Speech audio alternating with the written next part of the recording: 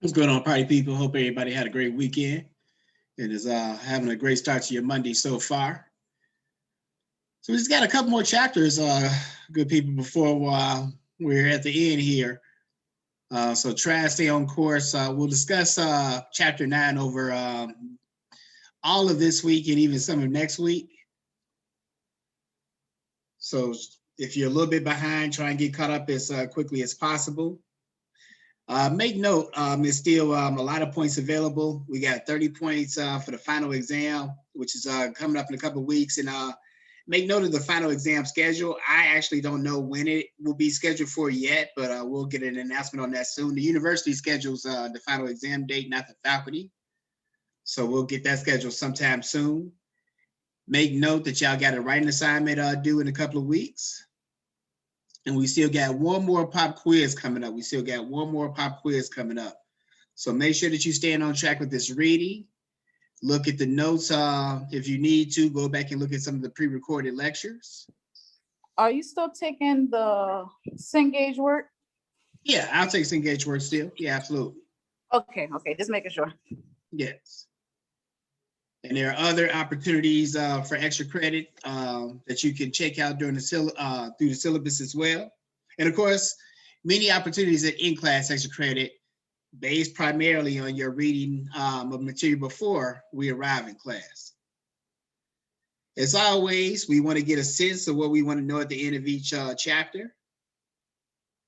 So those Cengage exercises, in addition to you getting extra credit for them, and I'll tally those up soon. I know a couple of people have reached out to me about those, so I'll add those to your tallies as well. But in addition to that, it also can help you prepare for the quiz and exam by doing those exercises. And just to give a sense of how well you're comprehending concepts. If there are things you don't know as well, that lets you know what you'll need to study before the stakes get a little bit higher. And if there are things that you have a strong command of, that can give you the room and space to focus on other issues and concepts. But make note here of what you want to know at the end of each chapter. And I'll begin to dig into the lecture more deeply in a moment.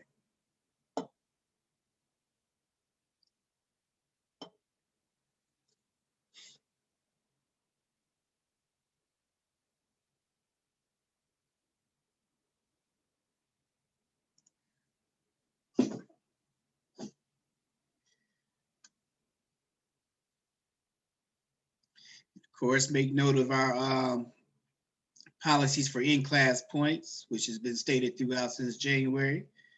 As we certainly, this is one of the easier ways to gain points. So we certainly don't want to squander those. If there's, again, I know some people may be at work or some other more compromising spaces. So if you're unable to be on camera, I totally understand and get that. And it's, I still think it's better for you to get the information. But the most important thing, whether you're on camera or not on camera, is that you're getting information in a way that you can really focus and not be distracted. And we can actually have a conversation. It's been too many times in here where, last week I just had to get done. I'm asking questions and stuff about things I had just went over 3 minutes before. And it's like nothing's being said or communicated at all. You don't have to do that to yourself. It's not beneficial to anyone. We want to begin today by having you all, discuss and introduce some concepts that I'll have to be attentive to. As we look at the different goals of the chapter, we also want to look at some focus questions. So I want you all to take 5 minutes to write on this first one. That the focus of this chapter is corrections, programs, and services. Corrections, programs, and services. So when we talk about, quality care for you, individual student, take a couple of minutes to write on this. No wrong answers, but really be thoughtful about it. What does it mean exactly to provide quality care for inmates? And in this regard, what I'm really looking for is paint a picture for me, illustrate for me, if God forbid I have to go to prison, for an extended amount of time today, what kind of quality care should I expect? What should that look like exactly? take a couple moments to speak to that, and then we'll open up the dialogue in a moment. But really be thoughtful about this. No wrong answers, but like I said, try and really give it some thought.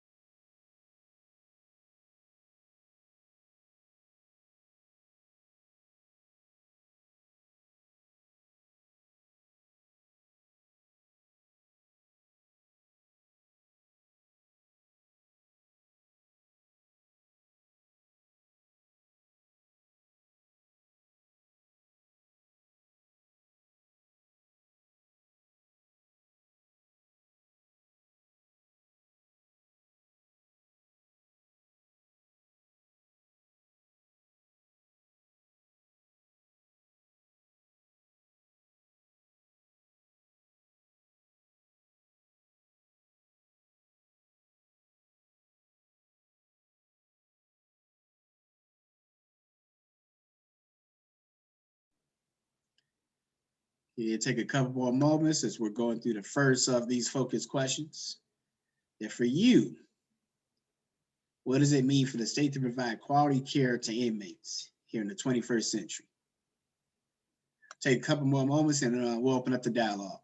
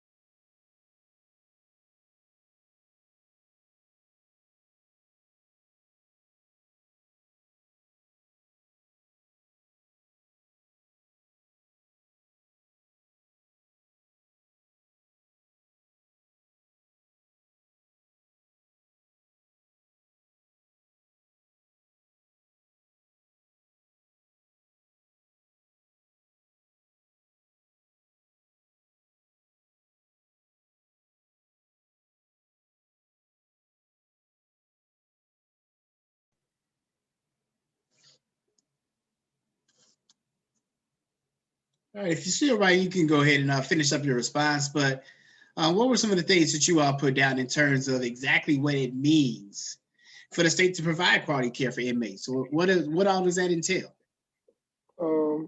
Well, I'll put quality care for inmate is like a lifetime timeout for some, or like the rules at your mama house growing up when you was on punishment. No TV, no company, no leaving, no nothing. You know, you confined to one. You confined to your room. That's it. Okay, cool. So you just get your so all you get is your 4 walls, and you just stay in there until your time is up. Yes, sir. Okay, so I hope I don't go to one of Malik's prisons anytime soon. Any other thoughts on what type of care should we provide for inmates? I said make sure that you pay attention to their medical attention. Make sure like if they need anything medical wise, make sure that you stay on top of it so that something won't happen. Okay, so anything, any medical?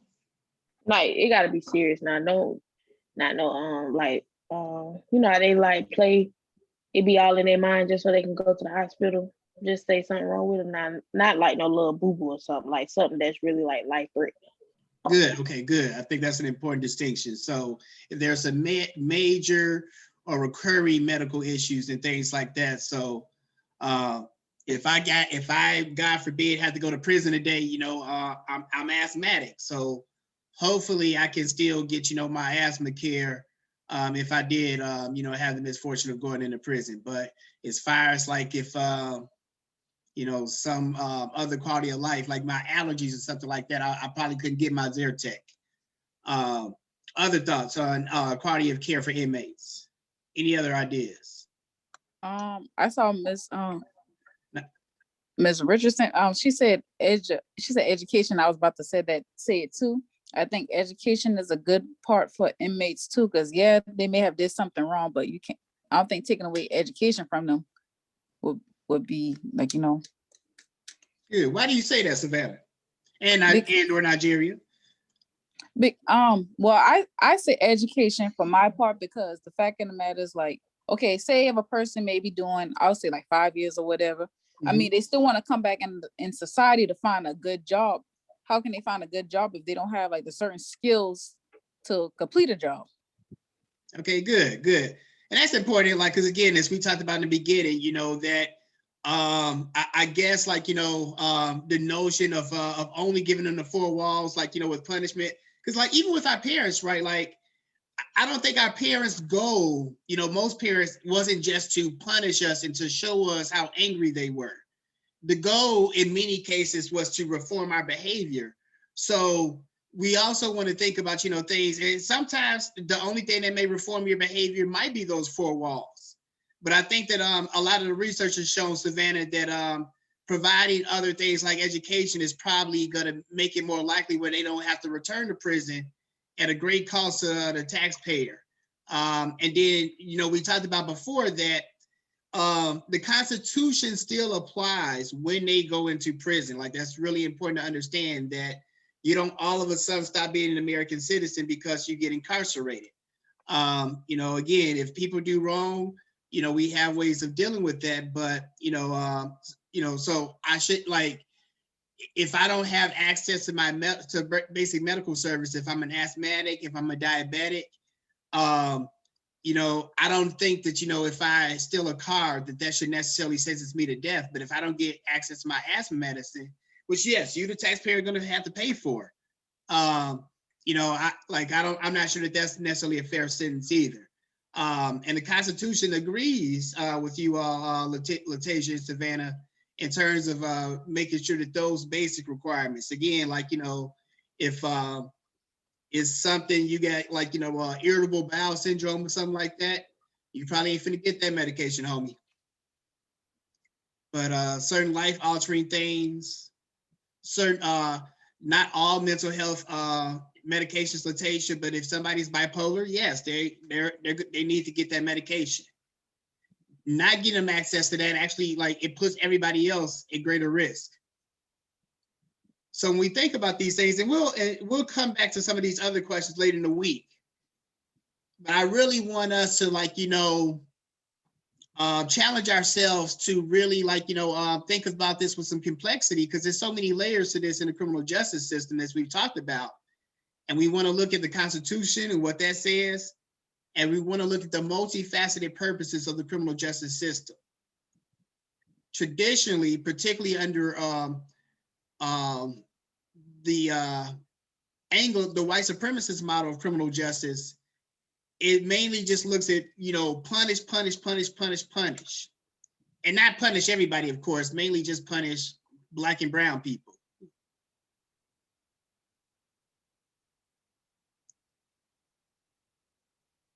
And I'm not, again, I don't think anybody believes that people shouldn't be held accountable for their crimes, but we really want to look closely at, what we're trying to accomplish here. So correctional treatment is any means to correct an offender's character, habits, attitudes, or behavior. For some people, Savannah, that might mean that the best way to correct their behavior might be to give them more education. For some people, it might be to lock them in solitary confinement for a few weeks.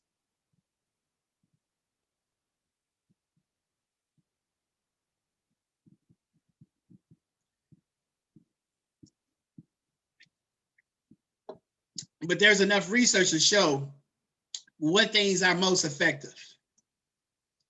And there's been a lot more effectiveness, Savannah, with some of the things that you recommended than some other ideas. So again, look at the literal definition of correctional treatment.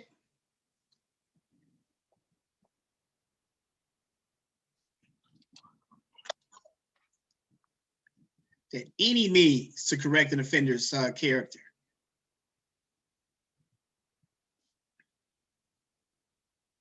And again, like I said, you know, I try, I'm not sure how successful I've been at this, given some of the responses we continue to hear, but I want you to think about this like if, you know, God forbid tomorrow you could be put in prison.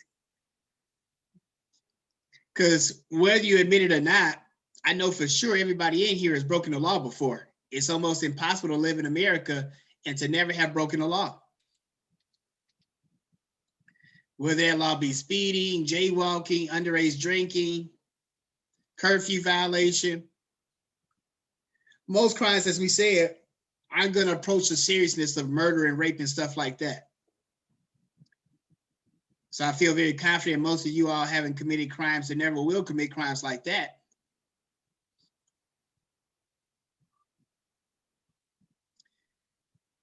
But it is possible, you know, for after work, you have, you know, some drinks with your friends. You don't feel impaired to drive, but you go into a roadblock, you get sentenced for a DUI. How should we deal with such a thing? Now, some, again, the best way to reform your behavior is just to, like, you know, punish you as harshly as possible. And, you know, that may work. But I want you to think about what are probably the best ways to reform your particular behavior. And my sense is that punishment is not the only way to go about doing that. You probably are still going to get punished. Don't get it twisted. But perhaps this person has a drinking problem. How does locking them up solve that problem exactly?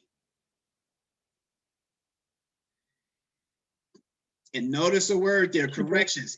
This is not a punishment system. It's a corrections system. Do y'all hear me? It's really important to understand.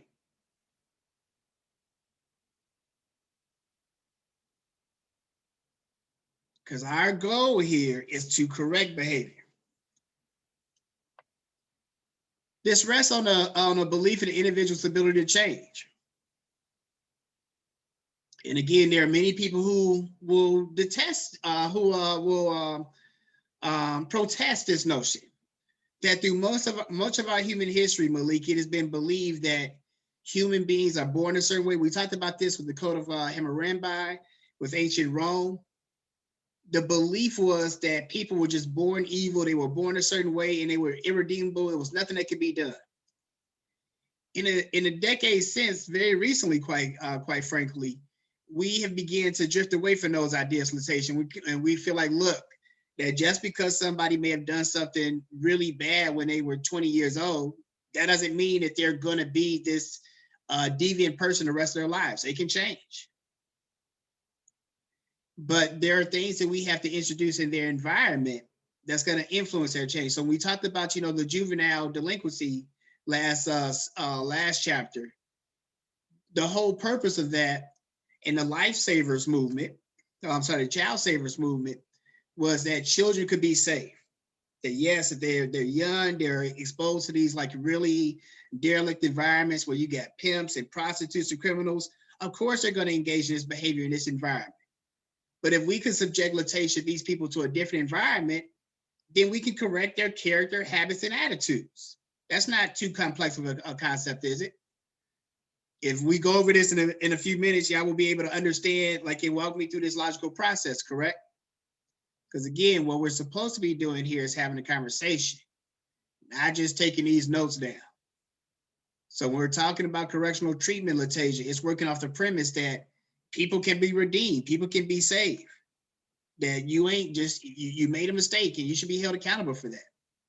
Again, when our parents were punishing us, it was with this understanding that yes, Nigerian, I got you 1 second. yes, Nigeria, you may have made a mistake and we're going to punish you for it, but we ain't finna treat you like this the person who you finna be the rest of your life. So most correctional administrators are well aware that the prison is an extremely unfavorable setting for correctional treatment. That again, it sounds good. Let's just lock them up with these four walls and nothing else. Like it sounds great and it warms our hearts and it makes us feel really good and tough about ourselves as a country at times. But the people that run the prisons and research after research has found that don't really work to correct nobody's behavior.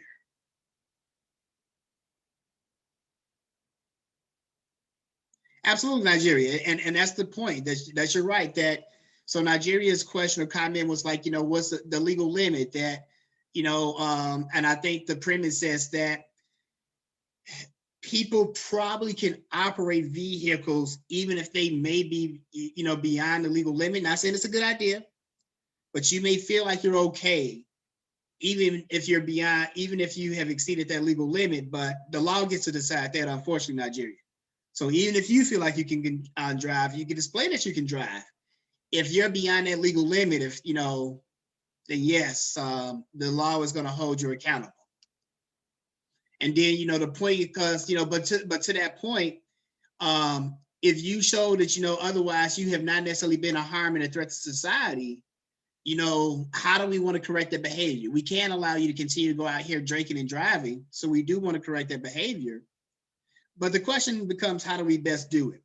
And as we talked about, again, correctional administrators, again, they're very aware that prison, like, so for somebody, again, like Nigeria, who, again, I'm assuming like has, no kind of prior records, hypothetically speaking, if that were to happen to her, what are we accomplishing by locking her up for 2 to 3 years with limited access and sources and ways of self-improvement? So what we see throughout, that prisons have done a very, very poor job on reducing recidivism. And what do we mean by recidivism again? Does anybody recall that concept? What do we mean by recidivism? What's recidivism? Don't worry about it. It's probably not an important concept for criminal justice majors to know. What you said, recidivism, and when it can be when they can be the offender can be, or they can be charged again or something like that. Yes. Okay. They reoffend again. They reoffend. Yeah, my fault. Yeah. Okay. Are you good? So they go to prison, they get locked up, get subjected to this harsh treatment, and then they commit the crime again and again. And under that scenario, we have to ask ourselves, again, we got to look at the data. We got to take an honest look at the data and ask ourselves, what are we actually doing? Now, could we look at the data and also like find out like the people who going back, what specifically are they doing again? Was it's the same crime that they did commit again, or is it different? Because I seen a TED talk.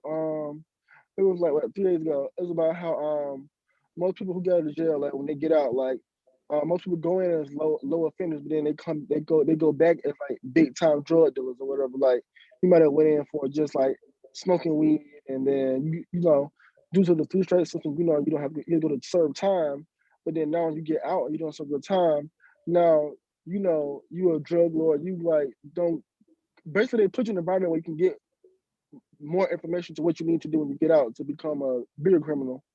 Yeah, and there's a lot of evidence that has shown that as well, that it's been said, Malik, that like, prisons in some ways are like universities for criminals, where you learn information, you get other networks and stuff, where it's like, hey, when I get out, I know this plug that can get you XYZ. So there is, a lot of evidence for that. And again, there are going to be, we're forever going to have to lock some people up. Again, in my view, it should be mainly violent criminals and or people that, have been given a true chance at rehabilitation and just are not able to learn their lessons and behave in a way that keeps people safe on the outside. But it's also important to see that, people have tried to do some different things and they've gotten different results. So Savannah, one of the things that you talked about was education. And we don't have to look at this hypothetically. There have been organizations and institutions that have tried to do this, and let's see what they did. So you have the California Institution for Men at Chino in California. This was created in 1970, and it was an 11th month training program that included both a mix of physical and academic work. So with 2,000 hours of instruction. Again, as opposed, we could just have them stare at the four walls and just sit there all day, or we could have them doing something like this. The curriculum included, Savannah, diving physics, navigation, report writing, air systems, welding, seamanship, blueprint reading, diesel engines, and marine construction. Now you can imagine initially, a lot of these cats didn't want to go, but it beats alternative. And in this way, like you said, Savannah, most people, again, whether we like it or not, the vast majority of people that go into these institutions are going to come back out onto the streets. It would benefit us all if they had some skills like this.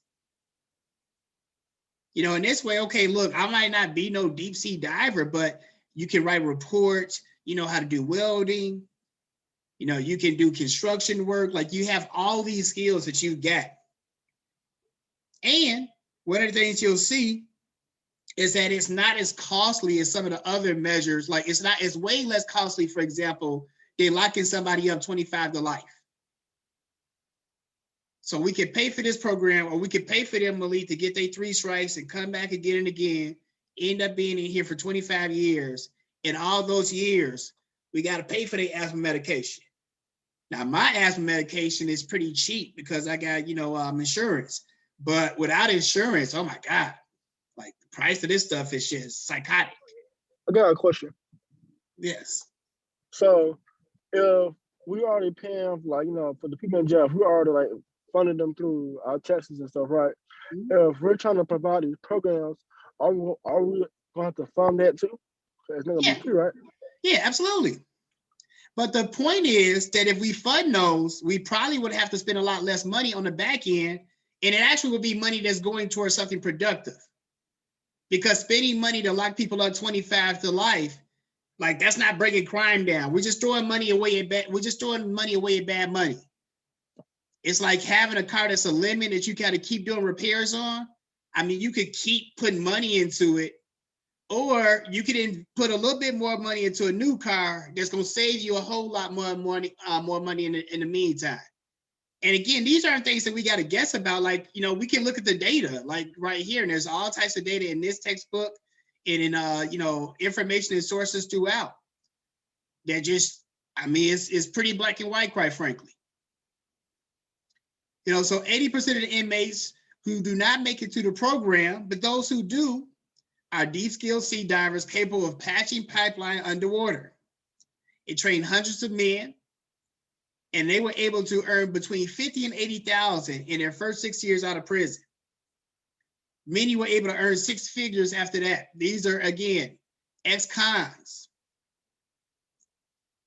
Of this group, less than 15% of the participants return to prison. For people that don't get education, Malik, it's like 37% end up coming back. And we have to spend all that money that we spent on them before, we got to spend it all over again. Or we can, again, we can take it where 85%, we eliminate them from the system altogether. Again, I think that's a pretty, mathematically speaking, if you're into numbers and stuff, that's a pretty fair trade-off. Other prison programming, particularly, right, we're going to get into a moment, probably on Wednesday, like some of the services that the prison get for these inmates. We talked about in earlier chapters, Savannah, how like they would be using the inmates and stuff to build computers and to, like, you know, build things for factories and manufacture clothes and stuff like that. So you got to forgive me if I'm a little bit less sensitive about, you know, the money that has to be put into getting them educated and getting them health services when billion-dollar corporations are profiting off of these cats because they had like a dime bag of weed. not the murderers and rapists. Like that's not, again, do your own research. I know it's hard that people want to have in America today, it's really common and popular, Latasia, for people to kind of have a concept in their minds. We definitely have seen this with COVID, for example, and no matter what information comes in front of you, it's like, no, I'm still just gonna, see it this way. No matter how many George Floyds got to get killed and stuff, for example, it's a lot of people that still see like, no, there's no police brutality. You see what happened to George Floyd, you see what happens in the Capitol and all those white people, and it's people that still see that with their own eyes and still don't understand what the disparity is about. So I understand this is common today, but I would encourage you all as criminal justice professionals to just look at what the facts say, nothing else. And I think the facts as it relates to like, our prison program and what works in a correctional facility is pretty clear. But when we talk about prison program, there are two very contrasting views. We've heard these expressed in the class so far. So Latasia and Savannah talking about, the work and education reform view. They're like, look, we don't nobody's happy that we got to pay for these school programs for these prisoners. We're not thrilled about that, about having to use our tax dollars for that. But most of these people are going to come back out. Sometimes it could be people like us who can go in there, because again, it's really easy to say what people shouldn't get when we have all of our rights here on the outside. But all types of people that didn't expect to go to prison ended up there. So again, if we were in their shoes, well, we want a work and education reform view where, okay, we made a mistake, but we're going to be placed in an environment that actually helps us get better. Or the minimal service view, echoed by most Americans, particularly white Americans, to suggest that no, we want to provide them as little as possible. Just lock them up, I guess, give them some water, some bread, and see them in 5 to 10 years. Well, a couple more points before we close out for the day.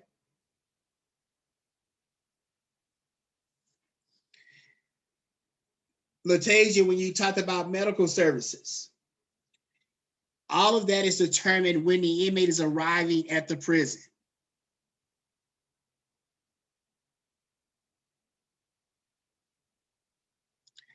They'll ask you, Nigeria, what's your medical history? Do you have any preset conditions? Are there any routine medications you take? So they'll ask you all those things as you're coming in.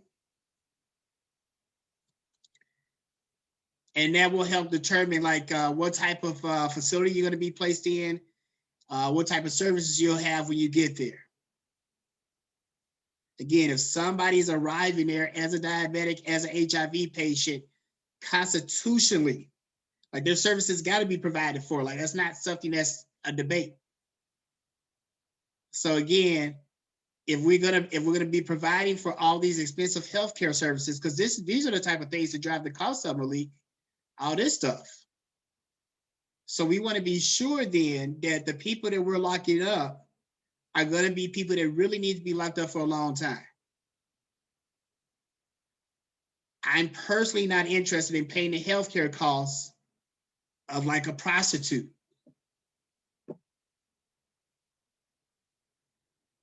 She ain't no threat of danger, like, to people, man. Like, I can get away from a prostitute if I need to. She's a threat of danger. No, people have adult choices. She or he ain't finna force themselves on nobody. We're supposed to be protected from the murderers, the rapists, people that are gonna break into our homes. If the prostitute does something like that, there are laws to punish her. If she like has an STD and she knowingly spreads that, there are laws to punish her. But just for strict prostitution, like again, like it sounds great. Let's lock up all the people that do wrong. It's really important that you understand, and I think you'll understand this more when you get adults. Almost everybody does wrong. Because them prostitutes and stuff who we gonna lock up, who solicited them? bankers, the architects, the lawyers, the district attorneys, the Bob Crafts of the world. That's who. We'll leave it there for today and we'll continue on Wednesday. Dr. Muhammad, I have a question for you to get off. Proceed. Okay, about our papers. So, we have to email you for will you be talking about the papers anytime during the class within like this week and next week, or could we just set up a one-on-one time to talk to you? I think we should do both. I definitely plan on discussing the papers and the structure on Wednesday. Much of the information should be provided already in terms of like the data that you'll need for the paper, but I definitely want to go over it. But even with that, I will highly recommend that you all reach out for some individual meetings.